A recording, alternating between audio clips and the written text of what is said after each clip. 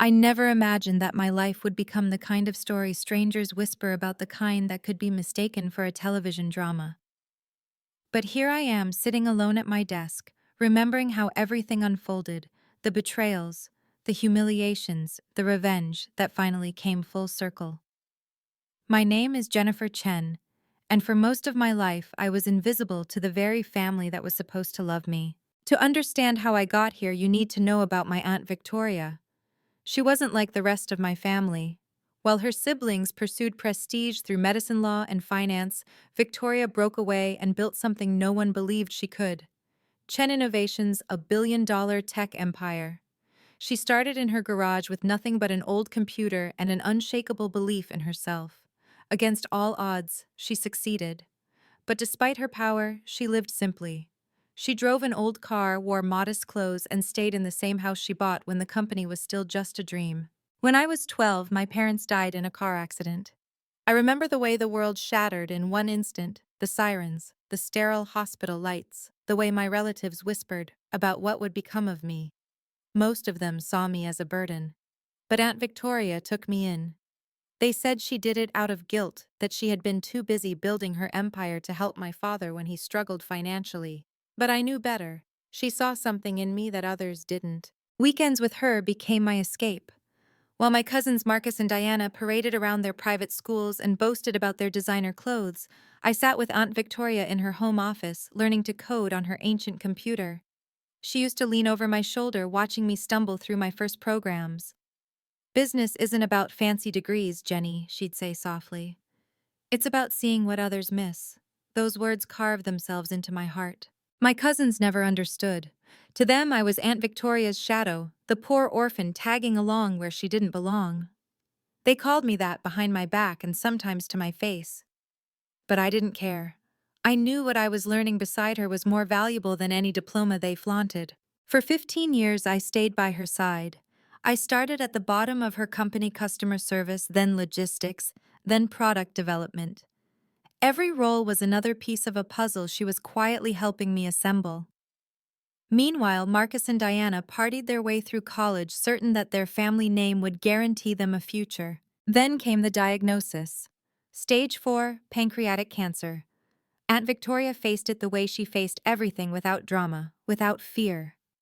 I still remember sitting with her in her office, tears streaming down my face, as she pressed a sealed envelope into my hands. "Jenny," she whispered, her voice frail but steady, "promise me something." Anything, I said, choking back sobs. "Don't let them know how smart you are. Not yet. Timing is everything.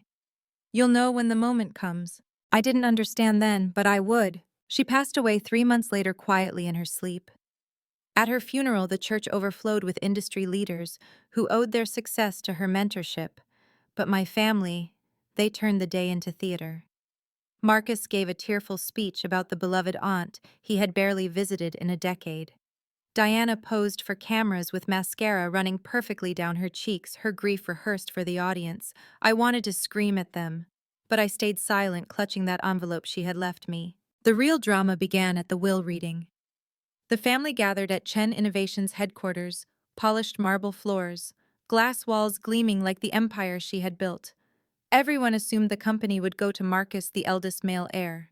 In our traditional Chinese family, that was how things were done.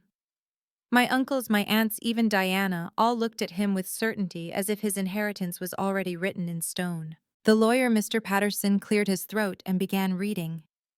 At first, it was routine small bequests to longtime employees, donations to charities. Then he read the line that changed everything. "And to my niece Jennifer Chen, I leave my controlling interest in Chen Innovations, comprising 70% of all voting shares. The remaining 30% shall be distributed among current employees according to their years of service." The room erupted. Marcus shot to his feet, his face turning crimson. "This is impossible," he shouted. "She's just a junior employee. She doesn't even have an MBA." Diana's wails echoed against the polished walls. "We're the rightful heirs. She's just the poor relation." Aunt Victoria pitied. My Uncle James, their father, stammered in disbelief. "There must be some mistake. Victoria wouldn't leave everything to her." Mr. Patterson remained calm. "There is no mistake. Furthermore, Ms. Chen has been serving as deputy CEO for the past 2 years. All the paperwork is in order. The room went silent. All eyes turned toward me. I sat still, remembering Aunt Victoria's words about timing. This wasn't the moment to reveal myself, not yet. Later at Uncle James's mansion, the plotting began. They invited me, but it was clear they didn't see me as part of the conversation. "Jenny, be a dear and serve the coffee," Aunt Helen said sweetly, her eyes cold. I carried the tray, poured the cups, and listened as they debated how to strip me of what was mine. "We'll contest the will," Uncle James declared. She wasn't thinking clearly near the end. Marcus sneered without looking at me. "Look at her. She doesn't have what it takes to run a billion-dollar company. She doesn't even dress properly." Diana scoffed, scrolling through her phone. "The board will never accept her. She doesn't have the right education, the right connections." I kept serving coffee, silent and visible. They never once addressed me as though I had a say in my own life. I was furniture to them. Finally, Uncle James turned to me. "Jenny, this can be easy or difficult. Sign over the shares to Marcus, and we'll give you a generous settlement. Enough to live comfortably. It's what's best for everyone." They waited smug, certain I would fold. Marcus even patted me on the head like a child. "Good girl. I knew you'd see reason." I smiled faintly. "I'll think about it. The board meeting is on Monday. I'll give you my answer then." As I gathered the empty cups, I felt the envelope burning against my ribs. That night I opened it. Inside were documents, passwords, detailed records of everything Aunt Victoria had prepared. At the bottom, a letter in her handwriting. "The time for hiding is over.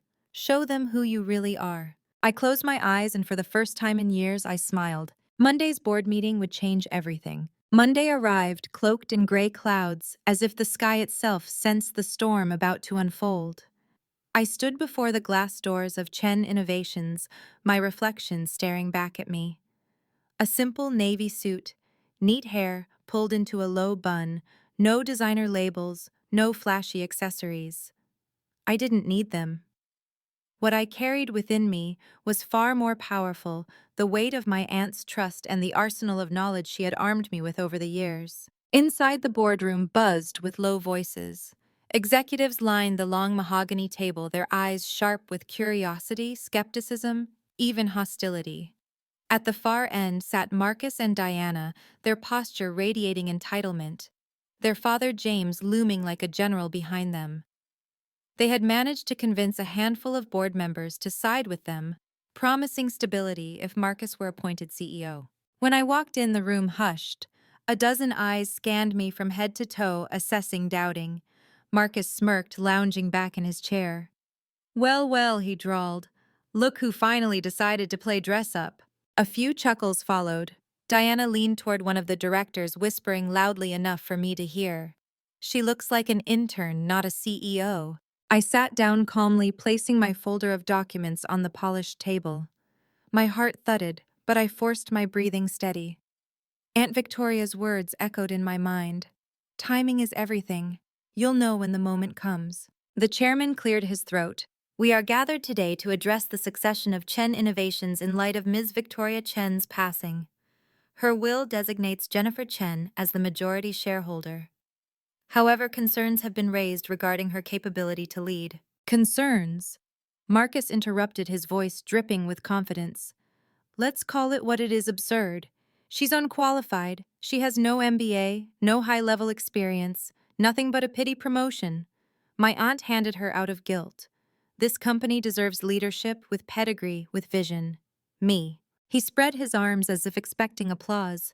Diana chimed in, her voice sharp. "This isn't a charity. Investors need reassurance, not a fairy tale about an orphan who suddenly thinks she's a CEO." Laughter scattered around the table. My face burned, but I refused to look away. Instead, I met their eyes one by one, steady, unflinching. "Are you finished?" I asked quietly. The room fell still. Marcus sneered. "Excuse me." I opened my folder, sliding a stack of papers across the table. "These are performance reports from the past 2 years. Logistics product launches, customer satisfaction metrics. If you look closely, you'll see the strategies implemented during that time came from me. Not Marcus, not Diana. Me." The chairman adjusted his glasses, scanning the documents. A murmur rose as others flipped through the reports. Graphs, charts, and data spoke louder than my voice ever could. "You're claiming these were your initiatives?" one director asked, suspicion in his tone. "I'm not claiming," I said evenly. "I'm proving. Every one of these has my signature, my emails, my approvals. You've all benefited from my work without even realizing it, because I never demanded credit. But the results are here undeniable." The silence that followed was electric. Marcus's smirk faltered, his eyes darting to the documents like they were betraying him. Diana shifted uncomfortably, her hands fidgeting in her lap. Uncle James leaned forward, his voice low and threatening. "Even if that's true, you don't have the connections. This industry runs on networks, on influence. Marcus has cultivated relationships with investors, with politicians. You can't buy that with spreadsheets." I inhaled slowly, letting his words settle.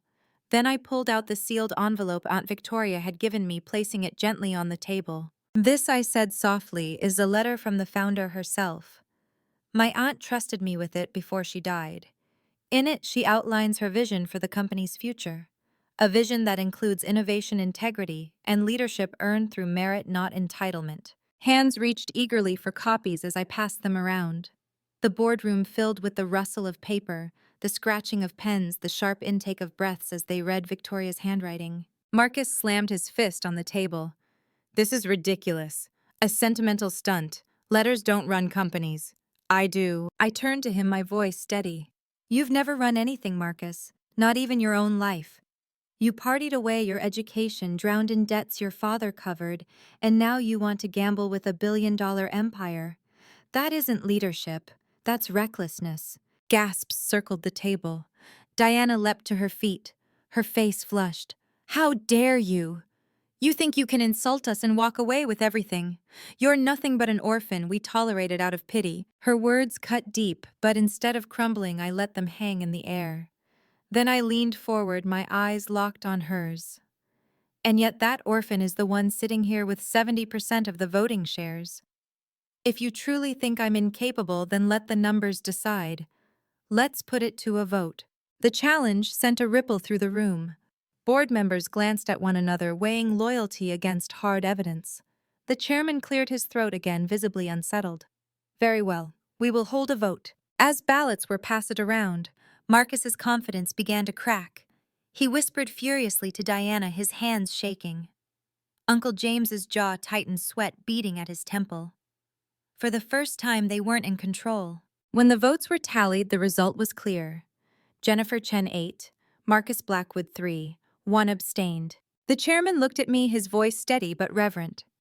"By majority and by will, Jennifer Chen is hereby recognized as the CEO of Chen Innovations." The room erupted, not in applause but in whispers, gasps, and stunned silence. I sat still, letting the weight of the moment sink in. Marcus rose, his face twisted with rage. "This isn't over," he spat. "You'll regret this. You think you've won, but you've just made enemies you can't handle." I met his fury with calm. "The only thing I regret," I said softly, "is wasting years believing I needed your approval. I don't. Not anymore." The gavel struck the table, sealing my victory. The echo of the gavel still rang in my bones long after the boardroom emptied. People drifted out in clusters, some avoiding my eyes, others pausing to offer tight smiles that felt like hedged bets.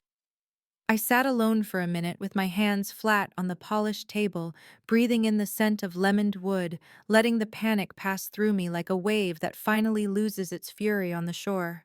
I had won. But victory isn't a finish line. It's an opening into a room no one prepared you to enter. And from the corridor outside, I could already feel the draft from doors being pushed open in anger. I didn't make it back to my office before the first strike landed. A push notification lit my phone. An industry blog had posted, "Heiress by pity orphan niece seizes Chen Innovations." My name was there, reduced to a headline strapped to a question mark. The piece quoted a source close to the family, claiming I had been manipulated into challenging the rightful heirs. The wording stank of Marcus Smooth, entitled, so certain the world would arrange itself around his story if he merely spoke it into being. I locked my phone and kept walking. On my desk lay the envelope I had not fully emptied, the one Aunt Victoria had pressed into my hands with trembling fingers. I slid out the final item I hadn't dared to examine before the vote, a key with a tag marked only by one word in her tidy block letters, lantern. The metal felt weighty and cold, the way truth feels before it has light to make sense of it. I didn't call security. I drove myself to the house where I had grown up in her care, the house that still smelled faintly of machine oil from the garage where she began. Grief rises in strange places. It rushed up to meet me at the threshold, like a tide I couldn't brace against. For a moment, I saw the 12-year-old version of me standing there again, clutching a backpack and a certificate from school I wanted to show someone, anyone. Then the image dissolved. I closed the door behind me and followed the muscle memory that led to her office. The painting above her desk was crooked by a degree. My aunt hated crooked things. I lifted it carefully and found the wall safe I used to dust around without ever noticing. The key slid in like it had been waiting for me for years. When the door opened, I had to sit down.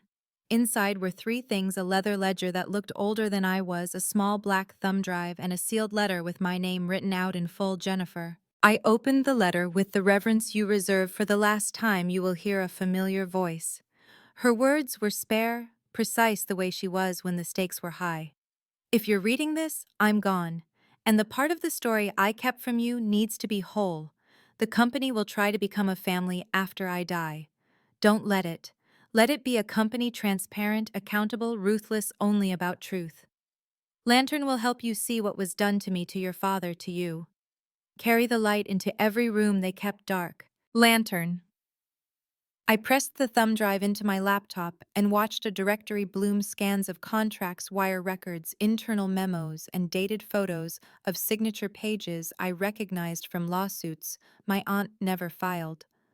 The ledger matched the drive entry for entry handwritten verification across years of patience. My hands shook with a fury that felt ancient, as if it had been waiting for a name. It took me hours to thread the narrative into a line my heart could bear. Long before I moved in with her, when I was still a child, trailing my father through coupon aisles and weekend soccer games, my aunt had discovered internal sabotage dressed as strategic consolidation.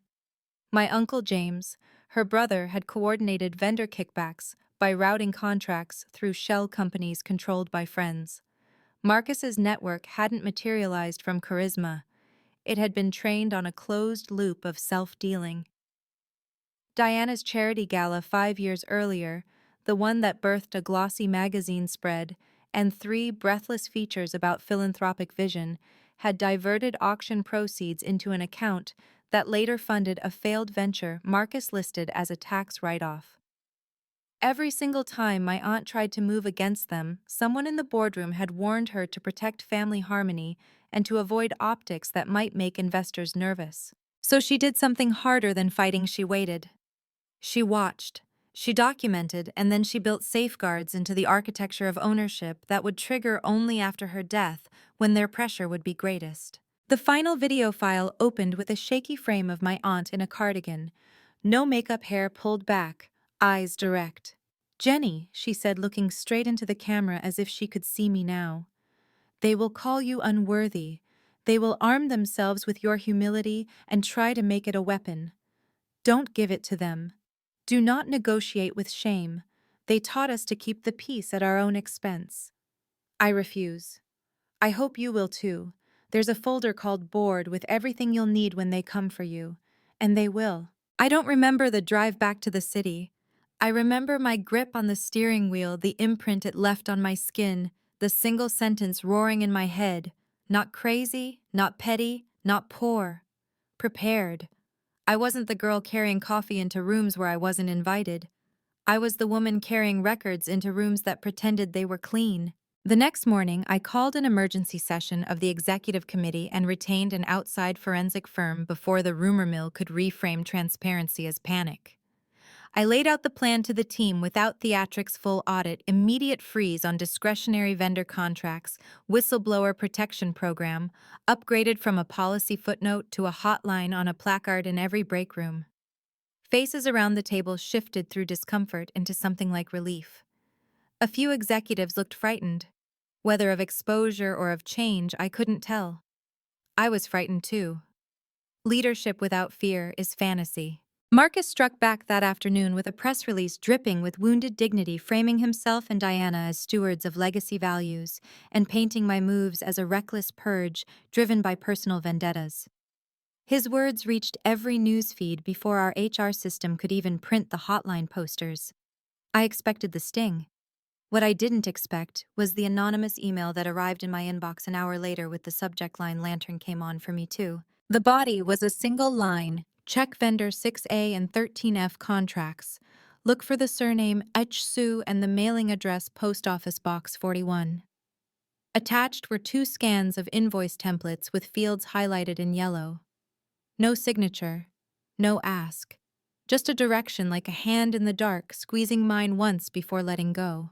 I walked the finance team through what to pull.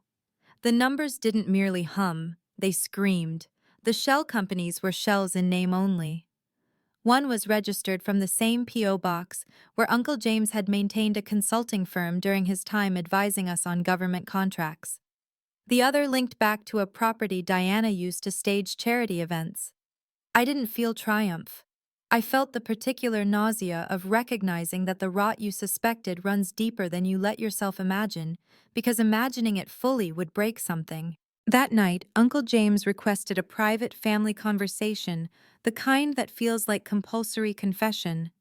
He chose a restaurant with low ceilings and louder music, the kind of place that forces you to lean in so your voice can be swallowed before truth escapes. He arrived with controlled anger and a benevolent opening line. "Jenny," he said, smiling without warmth, "family shouldn't air laundry in public. Whatever Victoria fed you toward the end, you must know her mind wasn't well. Let us help you." I looked at the man who had taught my cousins their particular style of polished cruelty and felt the old reflex to be polite tug at me like a leash. I folded my hands to stop them from shaking. "I have paper trails, Uncle," I said quietly. "Years of them. If you want to help, you can start by resigning from the Vendor Oversight Committee effective immediately and returning the funds you diverted." His smile vanished. The mask slid sideways. "You don't know what you're playing with," he hissed. "You'll burn the house your aunt built just to spite me." "It's the opposite," I said, surprised by the steadiness of my own voice. "I'm putting out the fire you've been feeding in the walls." He leaned in, breath hot with contempt. "No one believes the poor girl who got lucky. They will take your company from you and tell you they're saving it." I held his gaze until he looked away. "Then they can try it in the light." The next day, HR forwarded a flood of hotline reports. Not all were about fraud. Some were about managers who had bullied hourly workers, about late pay for contractors, about the silent hierarchies that form wherever fear is standard operating procedure. As I read, my chest ached with something like shame, not for what my relatives had done, but for the times I had been in the building focused on strategy while people suffered inside the machinery I now controlled.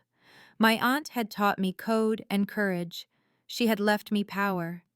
Now the people inside this company were asking me to use it for more than a tidy balance sheet. I asked communications to schedule an all-hands meeting in the atrium for Friday at 10 a.m. Rumors had stretched taut as wire by then. You could feel the building vibrating with them. When I stepped up to the small stage, there was no music, no lights, just faces. Hundreds of them, some skeptical, some curious, some openly angry. For a terrifying second, I saw myself from years ago in the break room, eyes down, praying no one would notice me, unless it was for something I had done wrong. "I won't pretend this week hasn't been a shock," I began, my voice carrying more steadily than I felt. "I won't pretend I earned your trust just because a lawyer read a will. Trust is built in public with receipts, not in private with promises. So here are mine. We are hiring auditors who report to the board, not to me. We are restructuring vendor oversight so that no single person can route a contract without 2 independent sign-offs and a transparency report you can request to read. We are releasing a summary of the audit findings as the law allows. And for those of you who have been harmed by practices we ignored or enabled, we're establishing an employee justice fund seeded by executive bonuses. We are suspending this quarter, including my own. A murmur rippled through the atrium. I saw surprise, tears, suspicion. I also saw something that made my throat tighten. A few heads nodding slowly like a muscle testing whether it could stretch without tearing. And one more thing, I said, the line I had argued with myself about until 2 a.m., finally forcing itself free. My aunt's will allocated 30% of her shares to an employee trust based on years of service. Legal advised me to delay executing it until the market calms. I won't. Papers are filed. You built this place with her. You'll own it with me. The sound that rose wasn't applause. It was something rougher and more human, a collective exhale. A few voices calling out, a handful of hands clapping in ragged rhythm that stumbled then steadied. In the back row, a woman in a janitor's polo lifted her chin. I met her eyes and felt the ground inside me level. After the meeting, as people dispersed in clusters, my phone buzzed again. Another anonymous email. If you want the last piece, check Public Storage Unit 17B on Halcyon. Code is your aunt's birthday backwards. No signature. No ask. I should have forwarded it to legal. Instead, I wrote down the code and felt the old instinct to wait mix with a newer one to run toward the dark and switch on the light myself. In the storage unit, dust danced in the thin fluorescence. Boxes lined the walls, labeled in a hand I recognized from holiday cards, contracts 2009-2013. Vendor shoe, compliance notes, family. I opened the last one with my pulse in my throat. Inside lay photocopies of email strings between my father and Uncle James from the year before the accident. My father had launched a tiny supplier venture with my aunt's quiet backing. The emails showed James leaning on a lender as a favor, accelerating repayment, demanding collateral he knew my father couldn't replace. He hadn't caused the rain, but he had tilted the roof, and then kept the bucket when the ceiling gave way. The night of the crash, my father had driven to deliver a piece of equipment to cover a payment due at dawn. I sat on the concrete and let grief roar through me, hard enough to make sound vanish. It was not murder. It was not an easy headline. It was worse, the kind of cruelty that wears a tie and shakes hands at weddings while privately tightening the noose on a man who dared to build something small and honest. I packed the box back the way I found it. I knew then that revenge would be too small a word for what I needed. Not because I wanted more, but because the damage ran wider than any one act could answer. What we needed had to look like repair with teeth. Back at the office, I drafted one more letter, the kind that begins with "Dear Director" and ends with exhibits numbered neatly. I didn't send it yet. Timing is everything. A press request pinged my phone while I was still staring at the draft. Marcus had booked a morning show for Monday. He would drip poison in polite sentences, brandishing family values like a shield he never earned. I closed my laptop and stood at the window, the city stretching out indifferent and beautiful. My reflection hovered there. No designer label hair still pulled into the same unassuming bun, a face more tired than triumphant.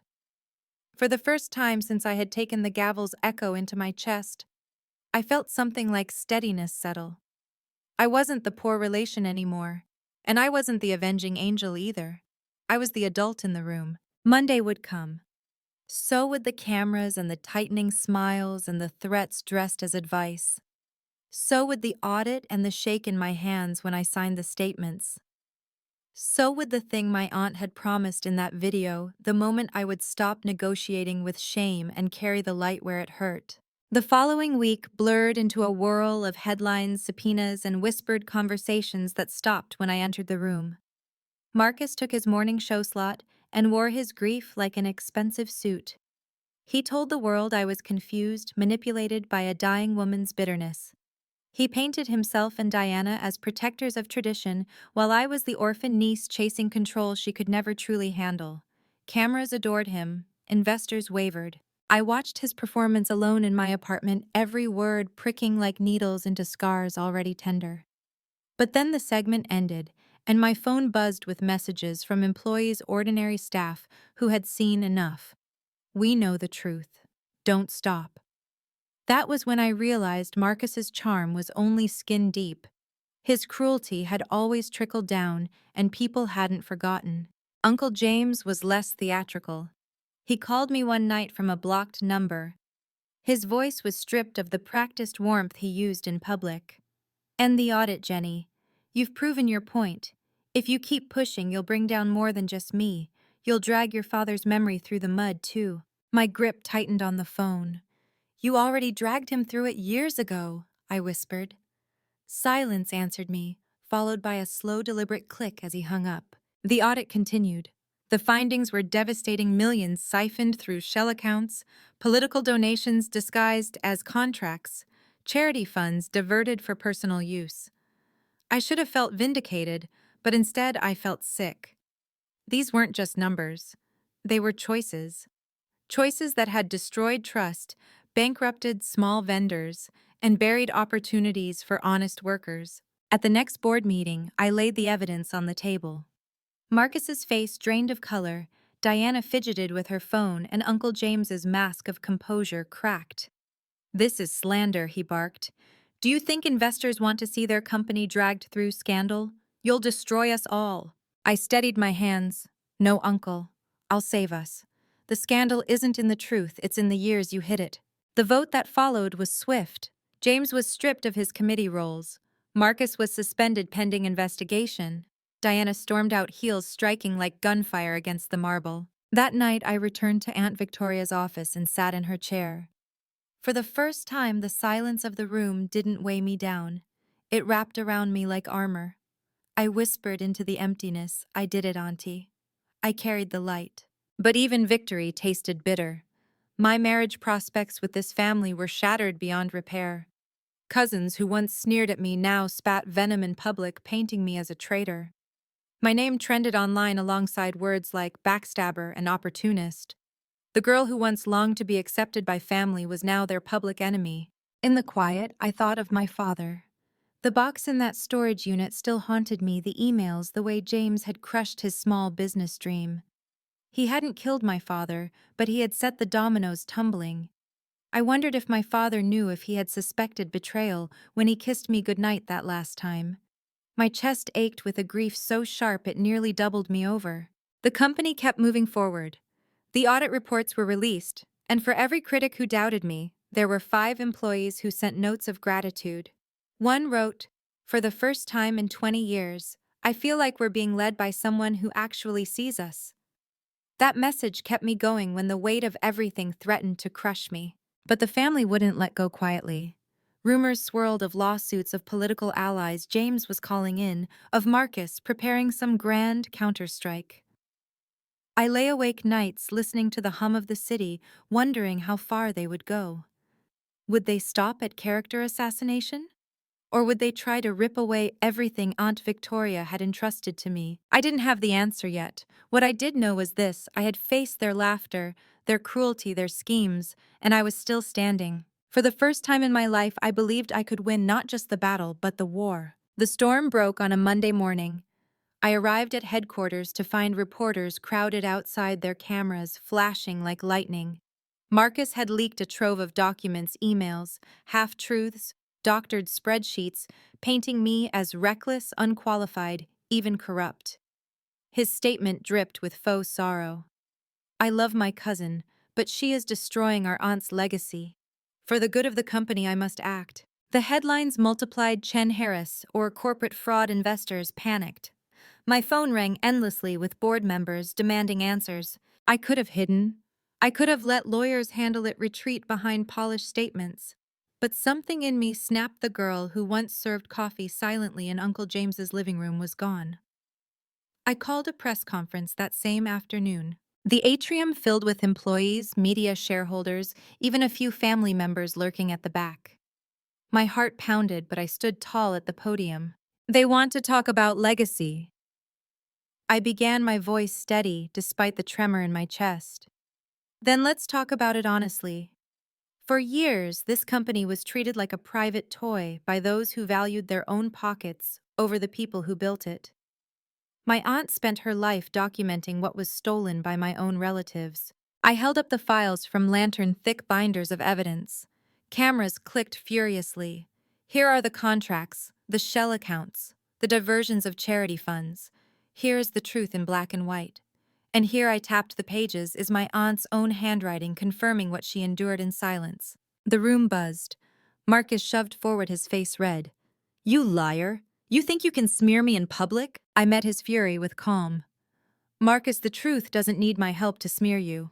It's been waiting in these pages all along. James tried to speak, but a reporter cut in, waving a copy of the audit summary that had just gone live. Mr. Chen, how do you explain your signatures on vendor contracts linked to fraudulent shell companies? For the first time, James faltered.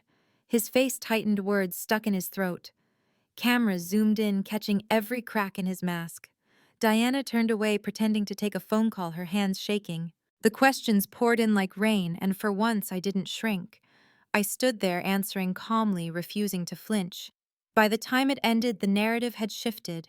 The orphan they mocked was no longer their puppet. I was the one holding the lantern, and the darkness had nowhere to hide. The fallout was swift. James resigned under pressure. Marcus vanished from the board's graces, and Diana retreated into silence. Lawsuits followed, investigations opened, but none of it frightened me anymore. For the first time in years, I felt free. At night, sitting in my apartment, I thought of Aunt Victoria. I wished she could see it, that her empire hadn't been devoured, that her faith in me hadn't been misplaced. I thought of my father too, of the dream Uncle James had strangled, and I whispered a promise into the quiet. I've lit the lantern, Dad. No one will snuff it out again. Life after that wasn't easy. Leading a company through scandal is like steering a ship through a hurricane. You learn quickly, or you drown. But each challenge became proof that I was not the poor relation anymore. I was the woman who had survived betrayal, humiliation, and the crushing weight of silence and turned it all into strength. One day, months later, I passed Marcus on the street. He looked smaller, thinner, bitterness carved into his features. Our eyes met briefly, and for once I felt no rage, just pity. He had lost not because of me, but because he had built his life on entitlement, not effort. Karma had simply arrived to collect. And as for me, I had stopped waiting for validation. I had stopped measuring myself against their cruelty. I was no longer invisible. This is why I share my story. Because I know there are others out there swallowing pain in silence, told they are unworthy, mocked by those who fear their quiet strength. If that's you, hear me. You are not defined by their laughter, nor diminished by their betrayal. You carry a lantern too, even if you don't know it yet. And one day when the time is right, you'll shine it where it hurts. So if my story touched you, if you've ever felt unseen or underestimated, I ask you, share this video. Share it with someone who needs to remember they are not powerless. Like this video if it resonated with you, subscribe if you want to hear more stories of truth and survival, and leave a comment to tell me yours, because your voice matters. The most powerful revenge is not proving them wrong, it's proving yourself right.